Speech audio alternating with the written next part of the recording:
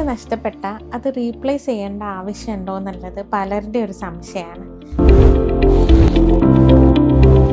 ഞാൻ doctor Shaima ruqyah, Laden studio star care ഹോസ്പിറ്റലിലെ general ഡെൻറ്റിസ്റ്റാണ്. നമ്മുടെ വായിലെ ലാസ്റ്റ് ടൂത്തായ 3rd മൊളാർ ഒഴികെ ബാക്കി ഏത് പല്ല് നഷ്ടപ്പെട്ടാലും നമ്മളത് റീപ്ലേസ് ചെയ്യണം.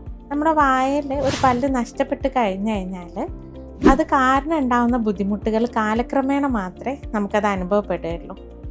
ഇപ്പം ഓരോ പല്ലിനും ഓരോ പൊസിഷനും ഓരോ ഫങ്ഷനും ഉണ്ട്. ഇപ്പോൾ ഒരു പല്ല് നഷ്ടപ്പെട്ട് കഴിഞ്ഞാൽ തൊട്ടടുത്തുള്ള പല്ലുകൾ ചെരിയാനുള്ള സാധ്യത ഉണ്ട്. മാത്രമല്ല ഓപ്പോസിറ്റായിട്ട് നിൽക്കുന്ന പല്ലുകൾ പതുക്കെ താഴേക്ക് ഇറങ്ങുകയും ചെയ്യും. സ്വാഭാവികമായിട്ട് ഒരാൾ 2 സൈഡ് ഉപയോഗിച്ചിട്ടാണ് ചവയ്ക്കേണ്ടത്.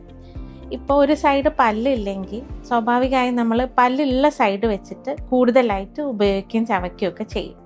ആ സമയം ആ ഭാഗത്തുള്ള പല്ലുകൾക്ക് കൂടുതൽ കേടുപാടുകൾ സംഭവിക്കാനും ആ ഭാഗത്തുള്ള ടെമ്പറോ മാൻഡിബുലാർ ജോയിൻറ്റിന് കൂടുതൽ സ്ട്രെയിന് വരാനും അത് കാരണം ബുദ്ധിമുട്ടുകൾ ഉണ്ടാവാനും കാരണമാവും. ഇപ്പം നമുക്ക് ഒരുപാട് ഓപ്ഷൻസ് ഉണ്ട് റിമൂവബിൾ ആയിട്ടും ഫിക്സ്ഡ് ആയിട്ടൊക്കെ നഷ്ടപ്പെട്ടു പോയ പല്ലുകൾ റീപ്ലേസ് ചെയ്യാൻ വേണ്ടിയിട്ട്.